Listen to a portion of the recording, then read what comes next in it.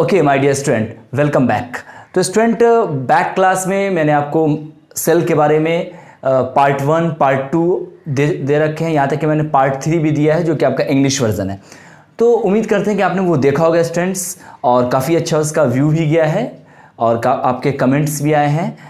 तो स्टूडेंट्स, मैंने अभी आप इसी चीज़ को आगे करते हुए पार्ट 4 आपके लिए ला रहे हैं, जिसमें हम यहाँ स्टूडेंट्स बात करने वाले हैं various shape and size of cell के बारे में। होता क्या स्टूडेंट कि जो सेल जो होता है वो अलग अलग साइज और शेप्स के होते हैं, अलग अलग आकार होता है इनका, यानी इनमें बहुत ही ज़्यादा विभिन्नता और विविधता पाई जाती है स्टूडेंट्स। जैसे कि अगर बात करें तो जीव जंतुओं यानी कि लिविंग ऑर्गेनिज्म, उनके शरीर की रचना यानी स्ट्रक्चर ऑफ बॉडी के आधार पर दो भागों में बांटा गया है।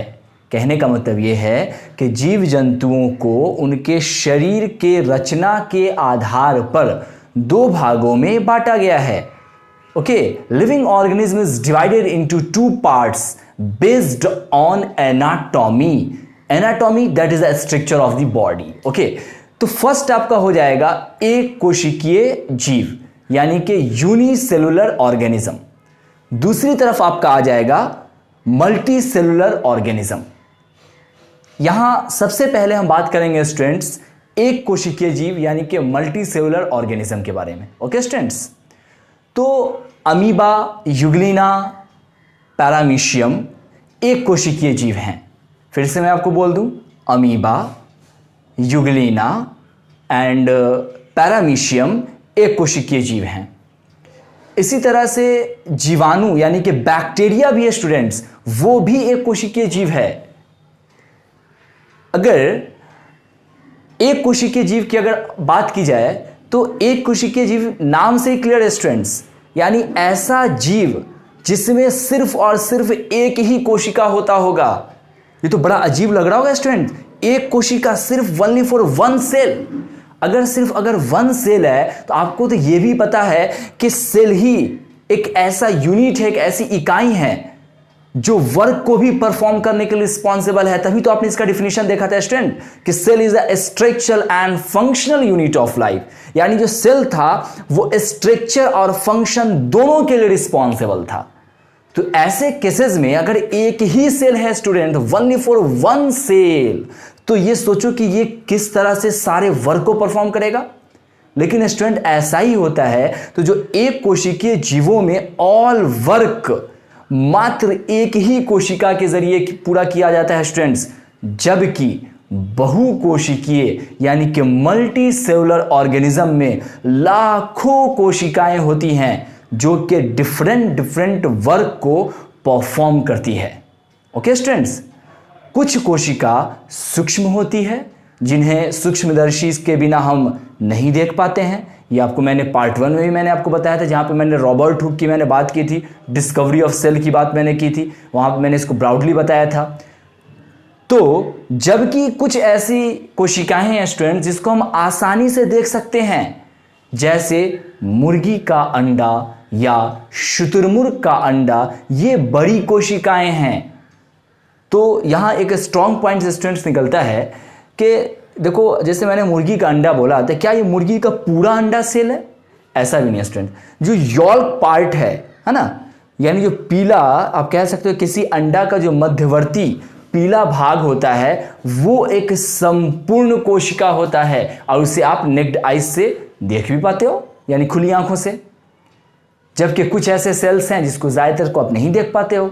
इसीलिए मैंने आपको कहा कि कुछ कोशिकाएं बहुत सूक्ष्म होती हैं जिन्हें सूक्ष्मदर्शी के बिना नहीं देख पाना संभव होता है, जबकि कुछ कोशिकाएं हम आसानी से देख सकते हैं, जैसे मुर्गी का अंडा और शुतुरमुर्ग का अंडा।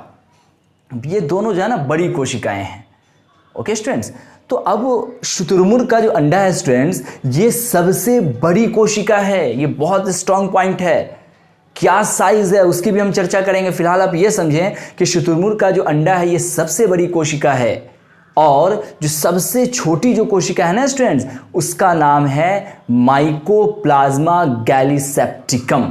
ये एक प्रकार का जीवाणु यानी कि बैक्टीरिया है स्टूडेंट्स। ओके, अब इसका क्या साइज है, अगर जैसा कि मैंने आपको बताया कि शुतुरमुर्ग का जो अंडा है वो सबसे बड़ा होता है, तो क्या इसका साइज होता है? या फिर मैंने ये बताया कि माइकोप्लाज्मा गैलीसेप्टिकम ये सबसे छोटा होता है, या फिर प्लूरोन्यूमोनिया, तो क्या साइज होता है स्टूडेंट इसका? ये भी तो एक तरह का क्वेश्चन बनता है ना। तो आप इंटरेस्टेड हो स्टूडेंट्स?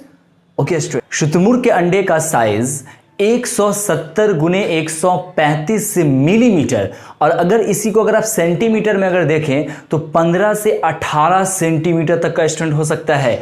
और अगर व्यास की बात की जाए यानी कि डायमीटर, तो 170 मिलीमीटर हो सकता है स्टूडेंट इसका।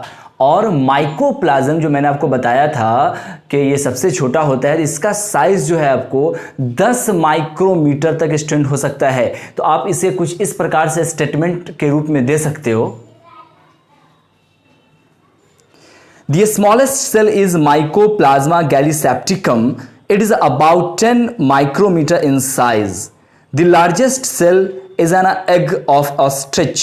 It is about 15 to 18 centimeter long and wide. Okay, student. ये तो बात हुई स्टूडेंट साइज की।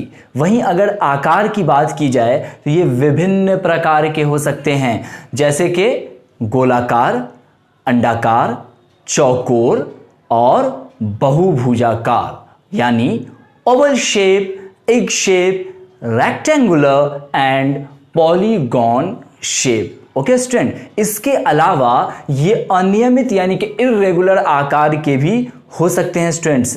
और वहीं अगर मनुष्य में अगर बात की जाए तो मनुष्य में जो नर्व सेल है यानी तंत्रिका कोशिका, इसका आकार सबसे अधिक 1 माइक्रोमीटर या फिर स्टूडेंट इससे भी ज़्यादा अधिक हो सकता है।